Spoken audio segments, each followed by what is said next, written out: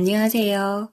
저는 어릴 적 한국에 와서 결국 귀화까지 하게 된 30대 여성입니다.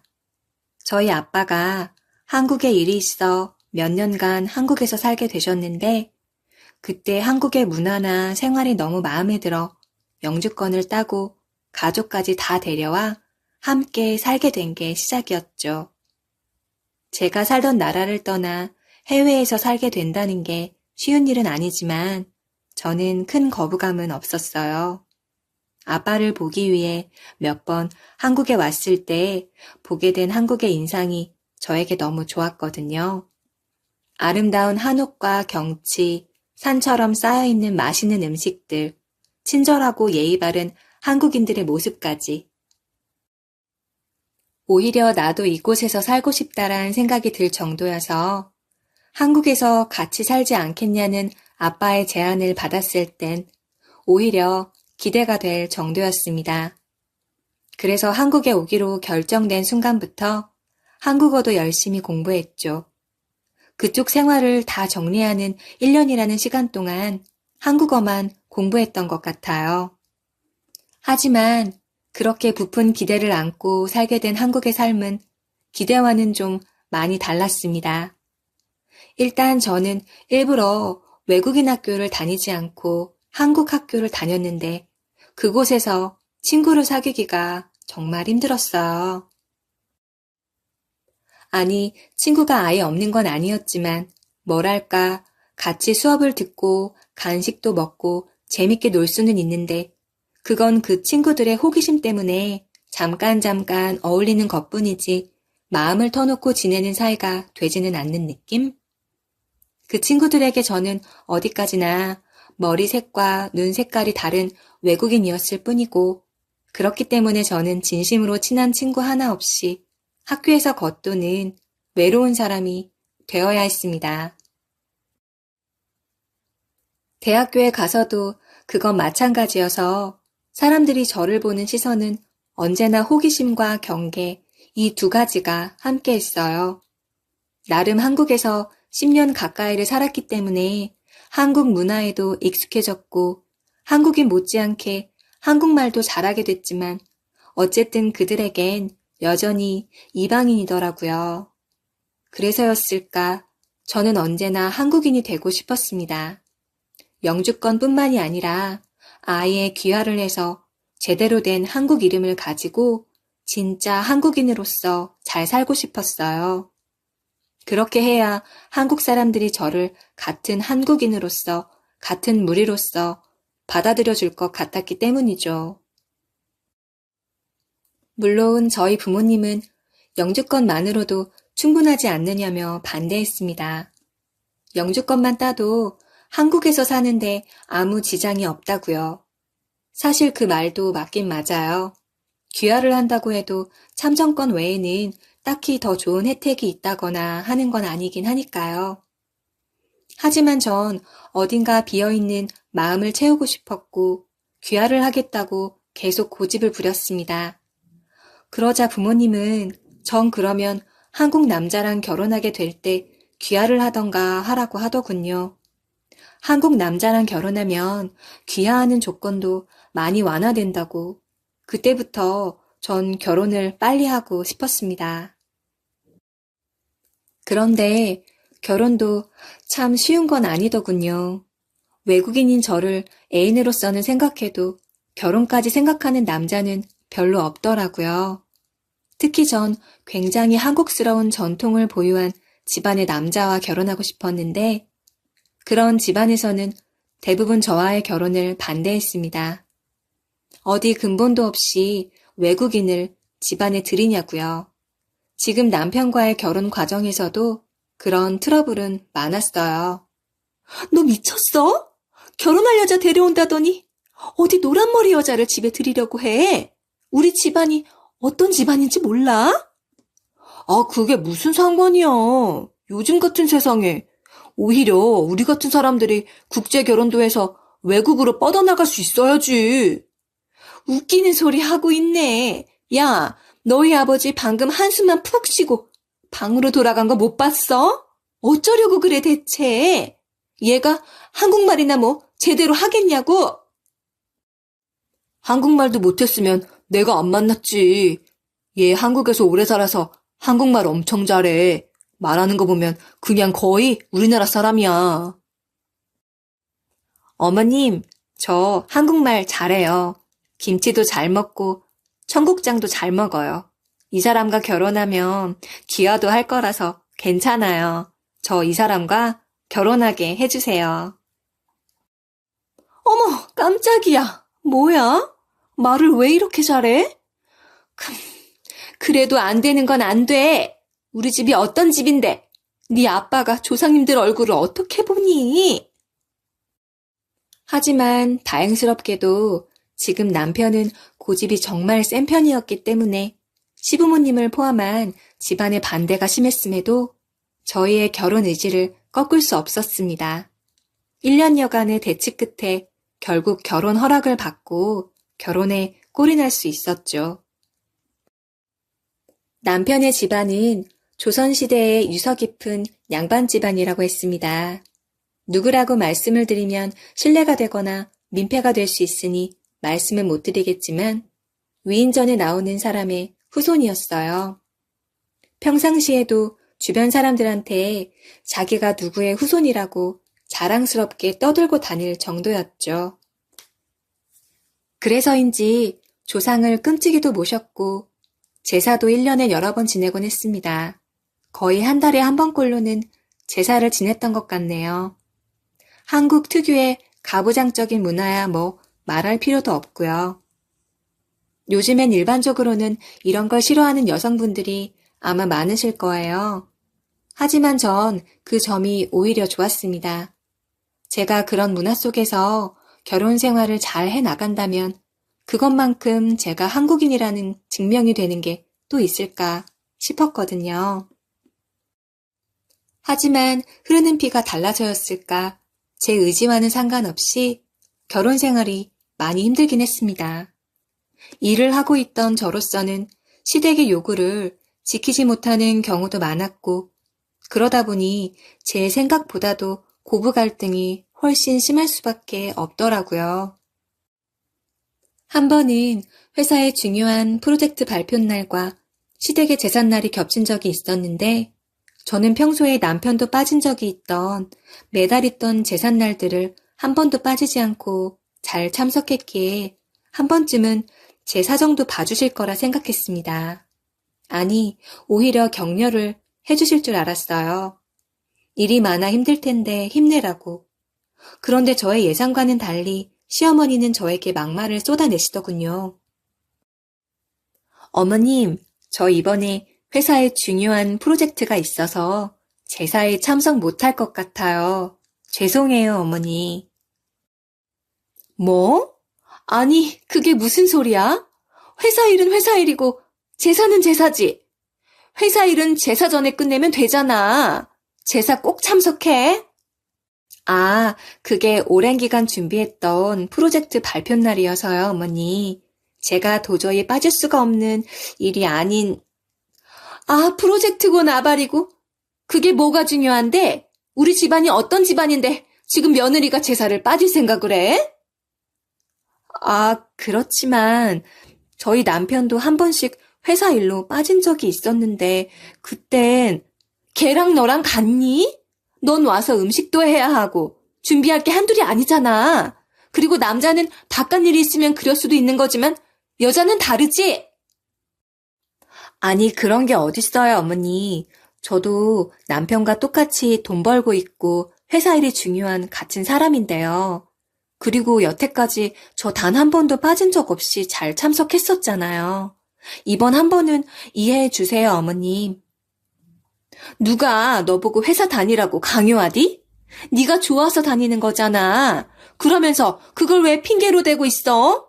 제사를 참석 못할 정도면 회사를 그만두는 게 맞는 거지? 아니, 어머님, 저도 제 커리어가 있는 거고 저의 삶이 있는데. 야, 네 삶은 우리 집안 며느리 그거 하나야. 알아? 아휴, 이래서 외국인들은 글러먹었다니까. 외국에서 살다 온 것들이 우리나라 문화에 대해서 잘 알긴 뭘 잘 알아. 이런 거에 잘 따르지 못할 거면 지들 나라로 돌아가서 살면 되지. 뭘 빨아먹겠다고 우리나라에 와가지고 결혼까지 해가지고는. 아휴. 아니, 어머님, 저 여태까지 며느리 노릇 잘 했잖아요. 왜 그렇게 말씀하세요? 100번 잘하면 뭐해? 한 번 못하면 끝인 거지. 너희 회사에서는 100번 잘하다가 한 번 큰 실수하면 안 잘리니? 제사 한번 참석 못하는 게 그렇게 큰 실수는 아닌 것 같은데요. 제 주변에 저처럼 며느리 노릇 잘하는 사람 없어요, 어머니. 저도 한국 문화에 대해서 많이 공부해서 제사가 중요하다는 건 잘 알지만 그렇다고 이렇게 제사 많이 지내는 집도 요즘엔 없다고요. 그건 몰상식한 집안이니까 그런 거지. 우리 집안이랑 그런 어중이 떠중이 집안들이랑 같니? 그리고 너 아까부터 계속 이 시애미 말에 토를 다는데 누가 그렇게 시어머니 말에 꼬박꼬박 말대꾸를 하래? 너희 나라는 예의도 없어? 아니, 제가 말대꾸를 하는 게 아니고요, 어머님. 저는 그냥 사실을 말씀드리는 것뿐. 또! 지금 하는 것도 다 말대꾸야, 알아? 됐고, 아무튼 너 제사 빠지기만 해봐. 가뜩이나 집안 어른들이 근본 없이 외국인을 집안에 들였다고 난리들인데 어떻게 되나 한번 보자고. 하지만 전 결국 제사에 참석하지 못했고 이후로는 제사에 꼬박꼬박 다 참석했음에도 불구하고 한 번 제사 참석하지 못한 걸로 계속 두고두고 욕을 먹어야 했습니다. 외국인 며느리 들여서 집안 다 망한다고요. 참 웃기지도 않는 소리죠. 고작 제사 한 번 빠진 게 뭐 그리 큰 대수라고. 그 전이나 그 이후로는 또 잘 참석했었는데 말이에요. 제가 아무리 한국 문화가 좋고 그걸 따르려고는 한다지만 솔직히 이건 제가 아는 것보다 정도가 너무 심했던 것 같습니다. 저는 그래도 남편은 제 편을 들어줄 줄 알았는데 남편은 그렇지 않더군요. 뭐라고 했더라? 그러니까 회사 일 좀 진짜 끝내놓고 제사 참석했어야지. 라고 했었나? 아니, 자기도 회사 일 때문에 제사일 참석 못한 적이 한두 번이 아니면서 기가 막히더라고요. 또 그걸 넘어 제 생각보다도 훨씬 가부장적인 사람이었어요. 원래 결혼 전에도 어느 정도 가부장적인 생각을 가지고 있다는 건 알고 있었지만 그땐 애인 사이였기 때문에 그렇게 정도가 심한 발언을 하지도 않아서 크게 문제가 될 거라는 생각은 못했거든요. 애초에 맞벌이를 하고 있지만 한국 문화에 맞게 집안일은 제가 하려고 했긴 했었는데 이건 뭐 조금의 도움도 주지 않으려고 하더군요. 오빠, 나 오늘 퇴근이 좀 늦어서 할 일이 너무 많은데 콩나물 조금만 다듬어줘. 콩나물? 그걸 내가 왜 다듬어? 아니, 밀린 빨래도 해야 하고 집 청소도 해야 하는데 콩나물은 TV 보면서 조금만 다듬어주면 되잖아. 배고픈데 밥도 빨리 해서 먹어야지. 난 밥 느긋이 먹어도 돼. 할 일 다 하고 나서 천천히 해. 아니, 어차피 우리 둘 먹을 거 양이 많지도 않은데 좀 해주면 안 돼? 양이 많지도 않으니까 할 일 다 하고 네가 하세요. 네 일을 왜 나한테 시키려고 해? 그게 왜 내 일이야? 우리 같이 먹는 거 준비하는 건데 우리 일 아냐? 야, 한국에서는 남자가 주방에 들어가지 않는다는 거 몰라? 너도 다 알잖아. 알아. 그래서 나도 평소에 뭐 부탁 안 하잖아. 그런데 오늘은 좀 바쁘니까 그렇지. 그 정도는 도와줄 수 있잖아. 그리고 요즘엔 남자도 많이 돕는데 우리처럼 맞벌이 하는 경우엔 집안일을 아예 나눠서 하기도 하고. 야, 그거야. 근본 없는 집들이나 그렇게 하는 거지. 우리나라도 요즘 외국물을 너무 많이 먹어서 문제야. 우리나라 문화는 우리가 지켜야 하는 건데. 어쨌든 난 몰라. 다듬을 줄도 모르고. 그냥 네가 알아서 해. 아, 진짜. 그럼 청소기라도 돌려주던가 빨래라도 개줘. 아니, 그런 것들 모두 다 알아서 하라니까. 아니, 진짜 너무하는 거 아니야? 문화가 어떻든 간에 서로 힘든 경우에 돕고 사는 게 부부인 거지. 돕고 그런 문제가 아니라 원래 우리나라에서는 남자는 하늘이고 여자는 땅이야. 여자가 하늘을 잘 떠받들고 살아야 하는 거라고. 그래도 나는 그렇게까지 하진 않잖아. 인터넷에선가 어디서 그러더만 요즘엔 땅값이 더 비싸다고. 그러니까 그런 소리 그만하고 좀 돕고 살자. 응? 하지만 남편은 듣는 둥 마는 둥 할 뿐 손톱 까딱하지 않았습니다. 제가 거기서 더 떠들어 봐야 분위기만 험악해질 뿐이었고 결국 지친 제가 혼자 다 해야 했었죠. 그런 결혼 생활이 계속 이어지다 보니 저는 의지가 많이 꺾여가고 있었습니다. 제가 선택한 결혼이지만 이 정도일 줄은 몰랐던 거죠. 일부러 진정한 한국인이 되기 위해 이런 남자, 이런 집안과 결혼을 했던 건데 이건 뭐 한국인이 되어간다기보다는 종이나 노예가 되어가는 느낌이었으니까요. 심지어는 일을 하고 있는 저에게 치매기가 있는 시할아버지 병수발도 저에게 맡기더군요. 아마 제가 점점 입 바른 소리 하는 게 늘어나니까 대든다고 생각한 시댁 식구들이 저를 더 잡고 싶어 했던 것 같아요. 아예 기를 싹 다 빼놔야 아무 말도 못할 거라 생각을 했던 건지.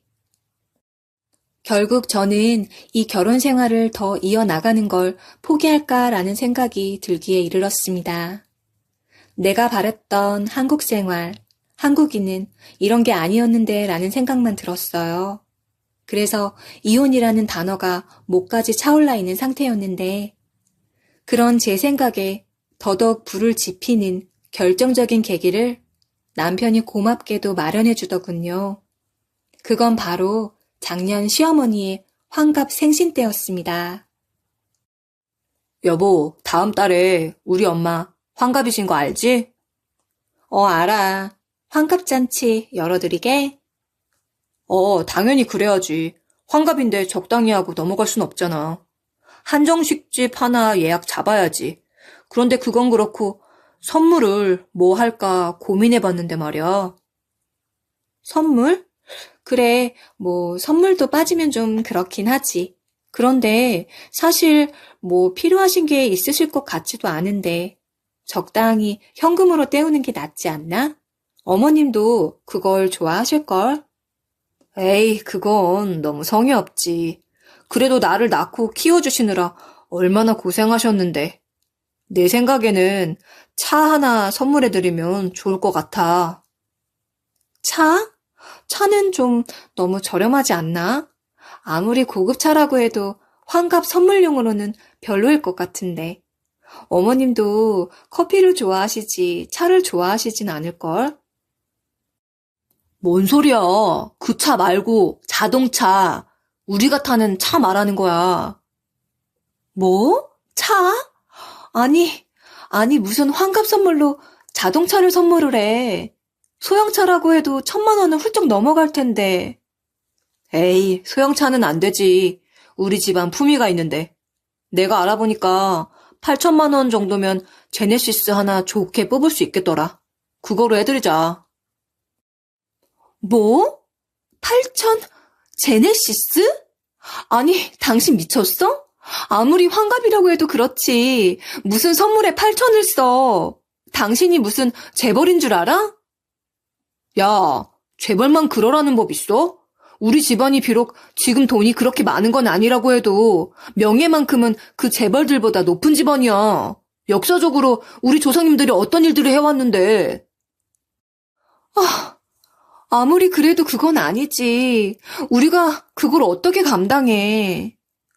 우리 집 옮기려고 적금 들고 모아놓은 돈 있잖아. 그거에다가 조금만 더 보태면 돼. 미쳤어? 그 돈이 어떤 돈인데 그걸 건드려. 그게 당신 혼자 모은 돈이야?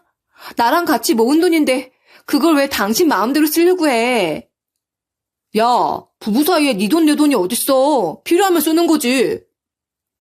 그러니까 그게 우리한테 필요한데 쓰는 게 아니잖아. 에휴, 외국인인 네가 뭘 알겠냐. 너네 나라에서야 커서 부모님을 챙기는 경우들이 별로 없겠지만 우리나란 키워준 은혜를 제대로 갚을 줄 아는 민족이야. 효가 가장 중요하다고, 효가. 넌 그냥 조용히 따라오기만 해. 아무리 그래도 그건 아니지. 나도 알아. 유교적인 문화에서 효를 얼마나 중요하게 여기는 건지는. 하지만 그렇다고 효의 크기를 돈으로 재지는 않는 거잖아. 그렇게 효도가 중요하다고 생각했으면 어머님 건강이나 잘 챙겨드리지 그랬냐? 어머님 그 나이 먹어서도 매번 제사 준비하느라 몸 다 상하고 계신데 당신이 그거 도우려고나 해봤어? 아니잖아. 그런 주제에 어디서 효를 노네? 아, 그거야. 내가 결혼해서 며느리 들여왔으니까 그걸로 된 거지. 그래서 당신이 제사 준비하고 그러는 거고. 아, 진짜 어이없다. 아무튼 난 안 된다고 했어. 그 돈 건드릴 생각 하지 마. 야, 남자가 하겠다고 마음먹었으면 그렇게 하는 거야. 어디 여자가 남자 말에 토를 달고 있어? 이걸 확 그냥, 아휴, 내가 참는다, 참아. 그날 남편과의 대화는 이렇게 끝이 났지만 전 그래도 제 의사를 확고히 말해놨으니 당연히 남편이 허튼 짓 하지 않을 거라 생각했어요. 솔직히 애초에 환갑 선물로 8천만 원짜리 차를 선물한다는 것 자체가 허무맹랑한 소리잖아요. 남편도 괜히 한번 꺼내본 소리일 거라고 믿었죠. 그런데 시어머님의 생신 당일 모두의 앞에서 남편은 당당하게 차 열쇠를 꺼내서 어머님한테 드리더군요. 환갑 선물로 차 한 대 뽑았다고. 어머, 아니, 이거 정말 나 주는 거야? 웬일이니? 살다 보니 이런 날이 다 있네. 너무 고마워, 아들. 그래도 엄마 생각해주는 건 우리 아들밖에 없구나. 이래서 아들 하는 거라니까. 올케는 좋겠다. 우리 애들은 환갑 때 그냥 적당히 현금 50으로 끝내던데. 아들 한번 잘 키웠어. 우리 조카도 다 컸네. 에이, 아니에요, 형님. 형님네도 나중에 좋은 거 해주겠죠. 와, 형 뭐야? 아니, 이럴 거면 나한테 말이라도 해주지. 난 제대로 준비도 못했는데. 형이 대단하긴 하다, 진짜. 다들 그렇게 화기애애하며 남편을 칭찬하고 좋아하는데 전 똥 씹은 얼굴로 그 모습을 바라볼 수밖에 없었습니다. 시어머니 생신상 앞 그 분위기에서 제가 깽판을 칠 수도 없는 노릇이고 다 끝나고 난 뒤에서야 돌아오는 길에 남편한테 따지는 수밖에 없었죠. 당신 내 말을 뭘로 들은 거야? 내가 안 된다고 했잖아. 왜 같이 모은 돈을 당신 마음대로 혼자 써? 아, 다 끝난 일인데 뭘 또 따지고 있어. 우리 엄마 좋아하는 거 못 봤어? 그럼 됐잖아. 아니면 뭐 이제 와서 다시 쪽팔리게 환불이라도 해. 어차피 이미 차 받은 거라 환불도 못 해. 어찌어찌 한다고 해도 계약금만 날아가는 거고. 차라리 그 돈만 날리는 게 낫지. 아, 됐다 진짜. 당신 같은 사람이랑 내가 뭘 더 말하냐? 뭐? 당신 같은 사람? 이게 하늘 같은 남편한테 말하는 싸가지 좀 봐라. 야, 다다음 달에는 장모님 환갑이신 거 몰라? 안 그래도 장모님 환갑 때 제대로 챙겨드리려고 했는데 네가 자꾸 이런 식으로 나오면 국물도 없다. 어? 뭐야? 당신이 우리 엄마 생일도 기억하고 있었어? 당연하지. 다 그런 거 생각하고 우리 엄마 선물도 드린 거야. 당신이 우리 엄마 생일 선물을 준비하려 했다고? 여태까지 선물 한번 해드린 적 없었잖아. 아, 환갑이신데 이건 당연히 챙겨드려야지. 우리나라에서 환갑은 엄청 중요한 거라니까. 남편은 호언장담을 하면서 두고만 보라는데 솔직히 여태까지 남편의 행동들을 봤을 땐 그다지 믿어지진 않았습니다. 남편은 결혼한 이후로 저희 부모님 생일을 단 한 번도 챙기지 않았었으니까요. 그런데 아주 약간 일말의 기대 정도가 생기긴 하더군요. 아무리 그래도 시어머님 선물로 8천만 원짜리 제네시스를 해드렸는데 지도 양심이란 게 있으면 어느 정도는 맞춰서 준비하겠거니 싶었죠. 그런데 저희 엄마의 생일이 점점 다가오는데도 남편은 뭘 준비할 생각을 안 하더군요. 물어봐도 자기가 알아서 할 테니 신경 끄라는 말만 반복할 뿐이었어요. 불안해진 저는 당신이 안 하면 나라도 할 줄 알라고 제대로 하라고 으름장을 내놨는데 남편은 그 소리에도 끄떡없이 알아서 하겠다는 말만 반복했습니다. 하지만 역시나 믿었던 제가 바보였지. 남편은 결국 저희 엄마 생신 당일 음식점조차 예약하지 않았더군요.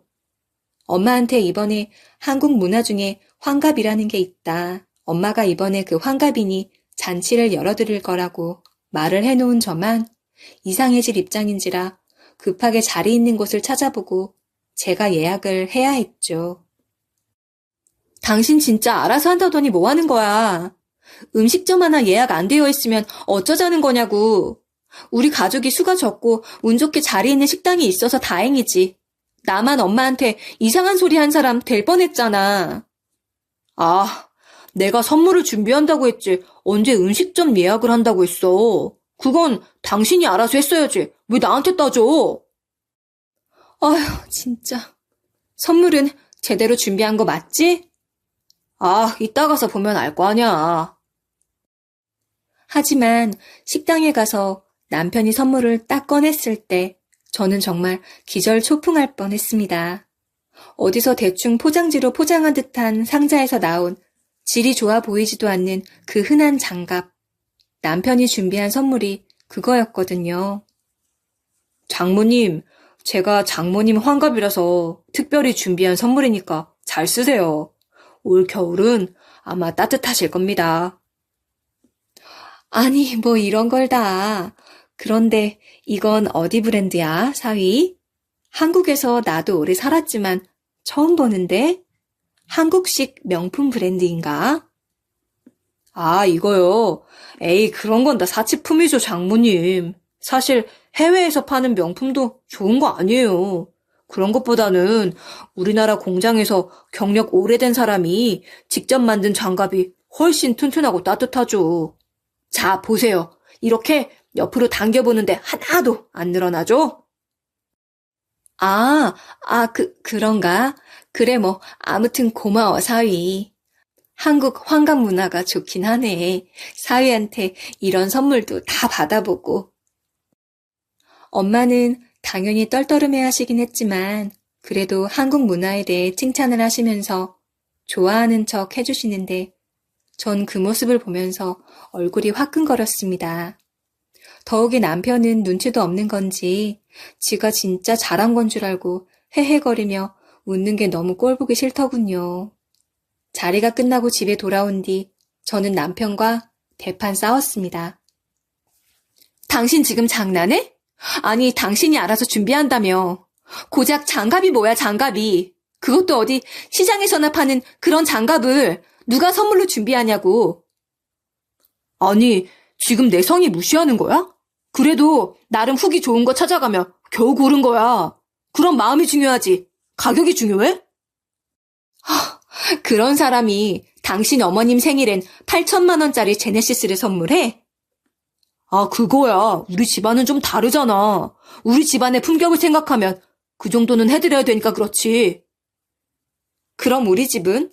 우리 가족은 뭐 길바닥에 나앉은 거렁뱅이냐? 아니, 그게 문제가 아니라 역사가 다르다는 거지, 역사가. 우리 집안은 뼈대에 있는 집안이지만 너네 집안은 뭣도 없이 우리나라에 와서 빌부터 사는 거니까 근본이 없잖아, 근본이. 뭐야? 당신 지금 말 다 했어? 근본이 어쩌고 어째? 아, 그냥 말이 그렇다는 거지. 뭘 그렇게 또 말 꼬투리를 잡냐. 그리고 우리 엄마야 환갑이 중요하다는 걸 알고 계시지만 장모님은 원래 환갑 같은 거 잘 모르시잖아.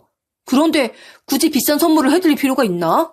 그냥 선물 아무거나 드려도 좋아하실 게 뻔한데. 실제로 장모님 좋아하셨잖아. 야, 그게 진짜 좋아한 거냐?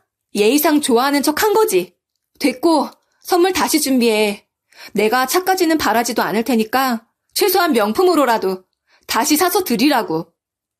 아, 됐어. 다 끝났는데 뭘 또 드리래. 어차피 그럴 돈도 없어. 차 사느라 할부금도 더 내야 하는데 그럴 돈이 어딨어. 뭐야? 미친. 뭐 이런 놈이 다 있어? 네가 양심이라는 게 있긴 하냐, 진짜? 뭐야? 너 지금 하늘 같은 서방님한테 너라고 했냐? 거기다 욕까지? 그래, 했다 어쩔래. 아휴, 진짜. 너 같은 놈이랑 사는 내가 등신이지. 뭐 등신? 이게 진짜. 야, 어디가? 야, 이리 안 와?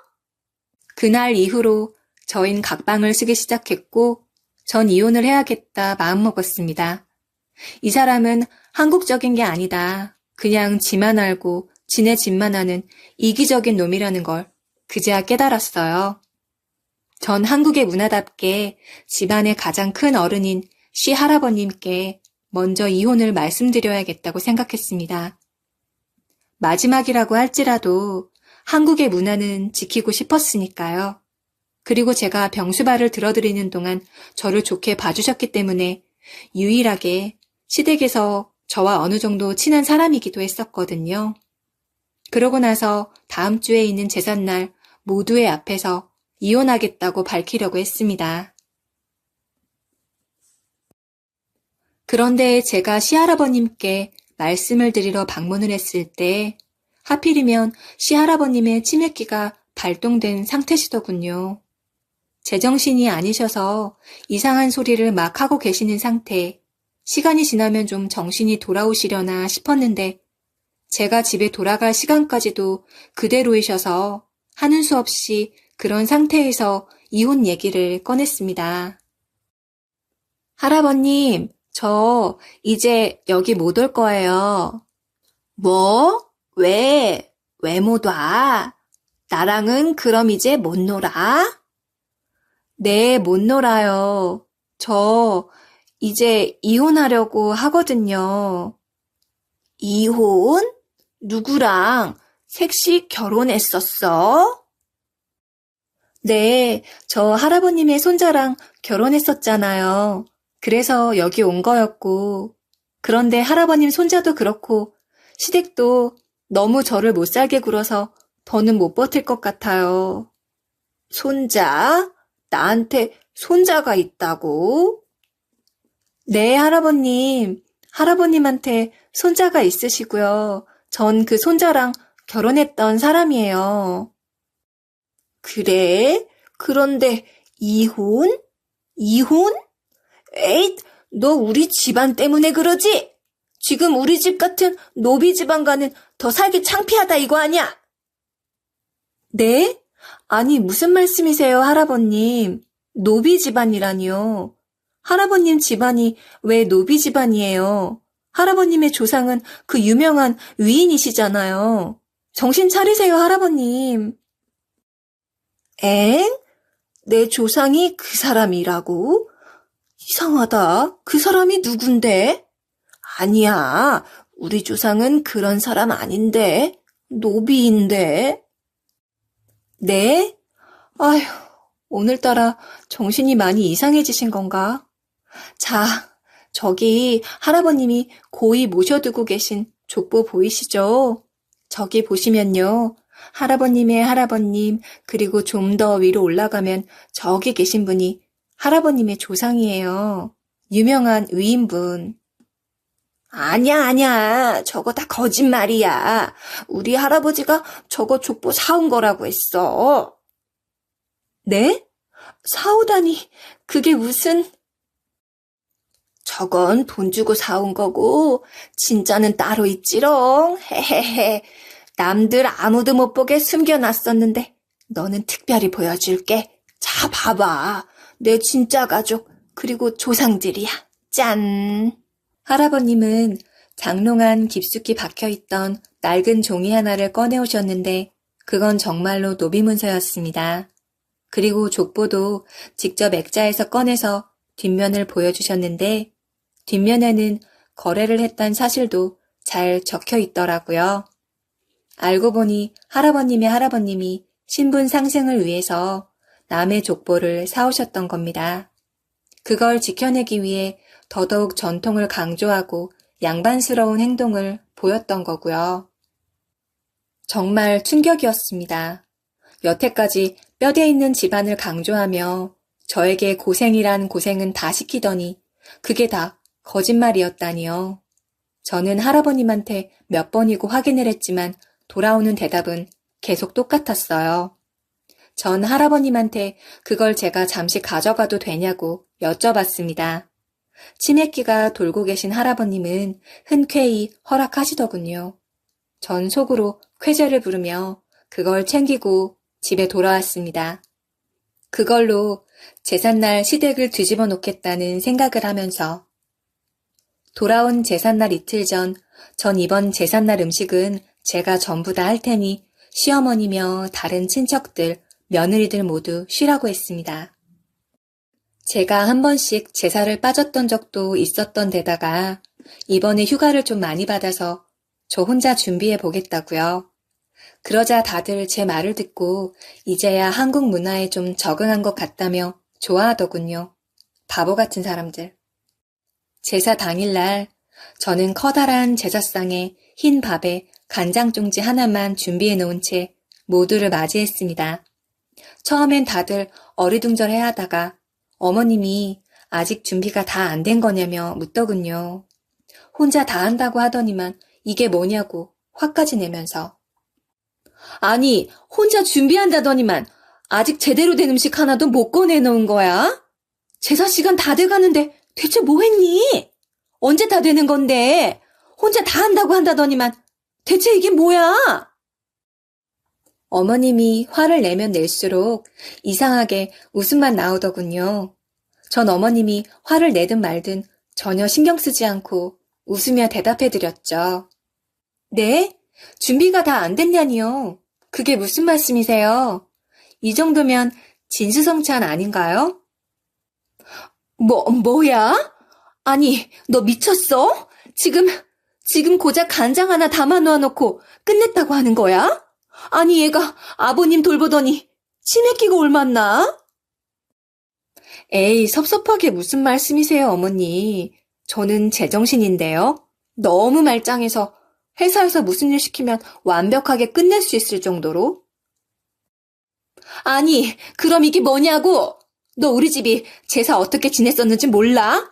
상다리가 휘어질 정도로 꽉 채워야 하는데 이건 뭐 그야말로 허허벌판이잖아, 허허벌판!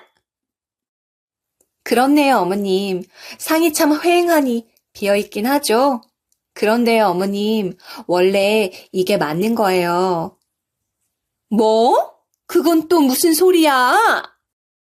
제사라는 것도 그 집안의 급에 맞게 지내야 되는 거라고요.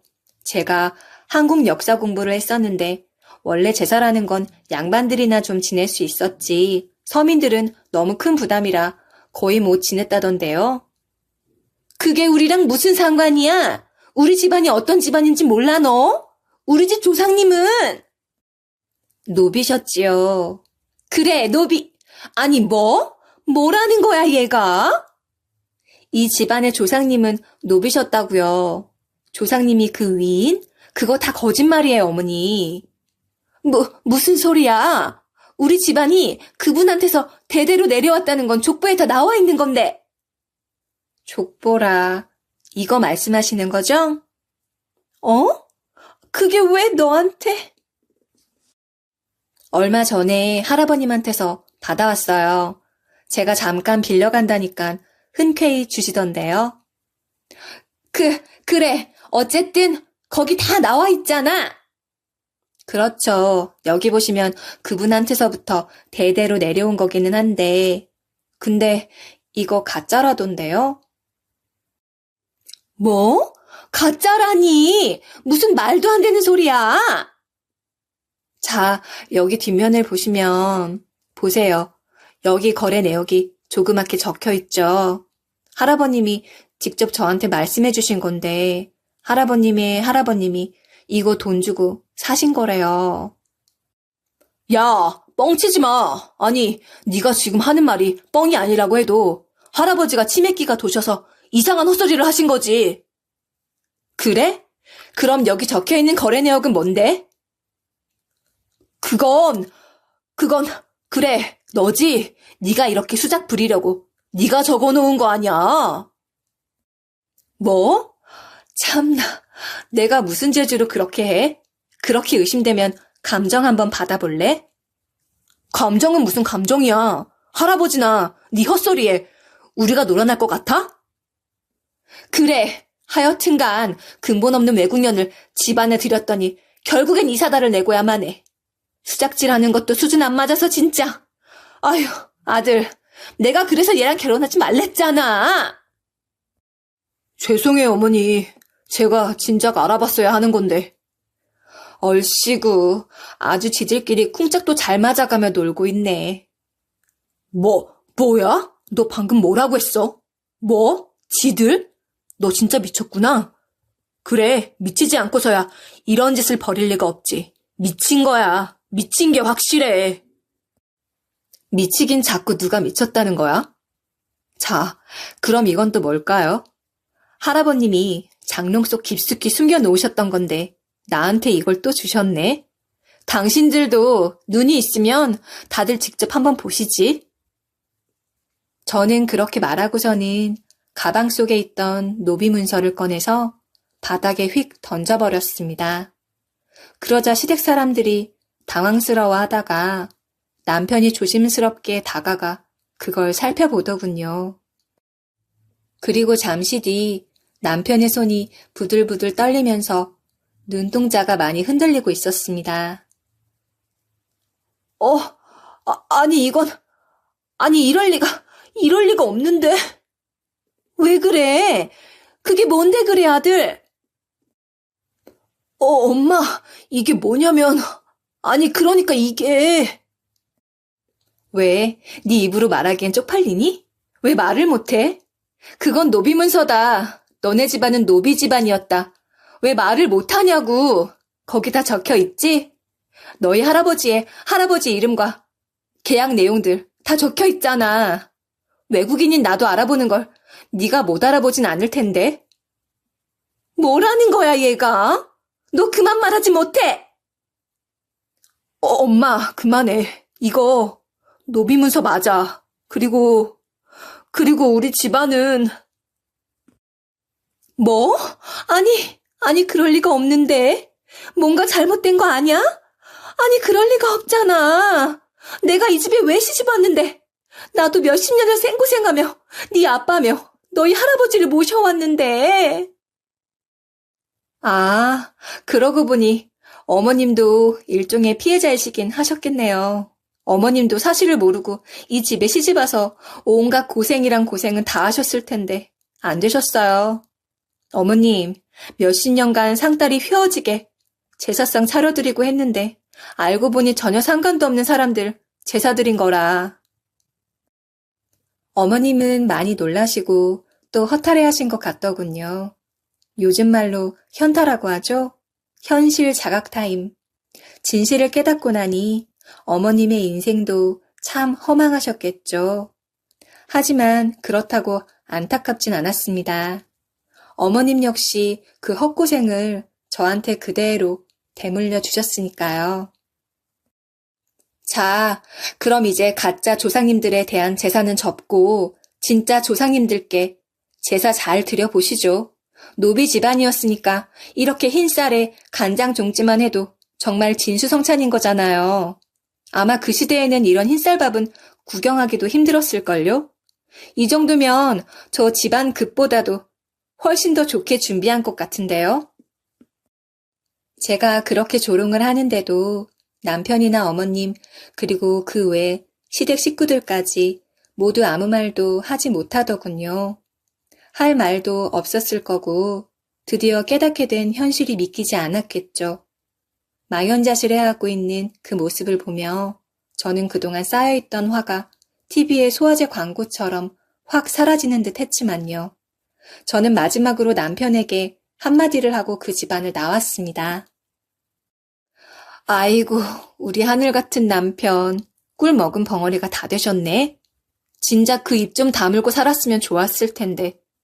어쨌든 우리 뼈대에 있는 노비 집안의 아들씨, 이제 당신과는 이혼이야. 알았지? 그럼 나는 이만 간다. 전 그 뒤로 남편과 이혼을 진행했습니다. 남편은 이혼만은 절대 안 된다고 가문의 수치라고 하면서 이혼하지 말아달라며 비는데 제가 그걸 들어줄 리가 있나요?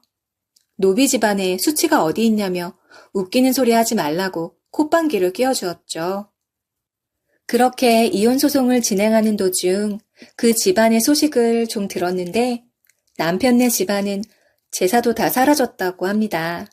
며느리들이 모두 다 들고 일어났다고 하더라고요.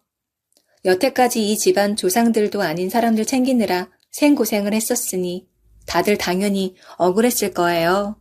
몇몇은 저처럼 이혼을 요구한 사람도 있다고 하고 또 몇몇은 사기죄로 고소까지 했다고 하던데 그 고소 결과도 참 궁금하긴 합니다. 저의 이혼 소송은 쉽게 끝났습니다. 재산 분할도 맞벌이를 하면서 모든 집안일은 물론 잊지 말았어야 할 제사들까지 모두 떠안았던 저한테 많이 되더군요. 당연한 결과였겠죠. 제네시스 값은 뭐 아깝지도 않을 정도였습니다. 그렇게 이혼까지 완료된 뒤 남편은 저에게 부탁이 있다며 무릎을 또 한 번 꿇었는데 저는 재산 좀 더 떼달라고 할 줄 알았더니만 그게 아니었어요. 남편에겐 그거보다 중요한 게 있더라고요. 저기 마지막으로 부탁이 하나 있는데 들어주면 안 될까? 부탁? 뭐? 재산 좀 더 떼달라고? 내가 왜? 아니 그게 아니라 뭐 빨리 말해. 난 당신이랑 이제 조금도 대화를 하고 싶지 않거든? 우리 집안이 노비 집안이라는 거 다른 사람한테는 알리지 말아주라. 남편이 무릎을 꿇은 뒤 얼굴이 빨개진 채로 고개를 푹 숙인 채 나지막이 말하는데 전 그걸 보고 빵 터져버렸습니다. 그깟 자존심이 뭐라고. 그게 그렇게 중요한가? 아직도 그 가짜 집안으로 자존심은 세우고 싶어하는 남편이 참 안쓰러웠네요. 그러게 그 집안 부심 세어가며 떠들고 다니지나 말 것이지. 하지만 그 부탁은 들어줄 수 없었습니다. 남편의 집안의 노비 집안이었다는 거 남들한테 이미 다 말해둔 뒤였거든요. 미안해서 어쩌지? 나 사실 그저께 이미 당신 집안 얘기 주변 사람들한테 다 해줬는데. 아니 어쩌다 이혼하게 된 거냐고 내 직장 동료들은 물론 당신 동료들까지 하도 다들 물어보니까 말을 안 할 수가 없더라고. 미안. 마지막으로 부탁을 들어주고 싶은데 그게 안 됐네. 정말 미안. 그럼 난 이제 정말 간다. 잘 살아봐.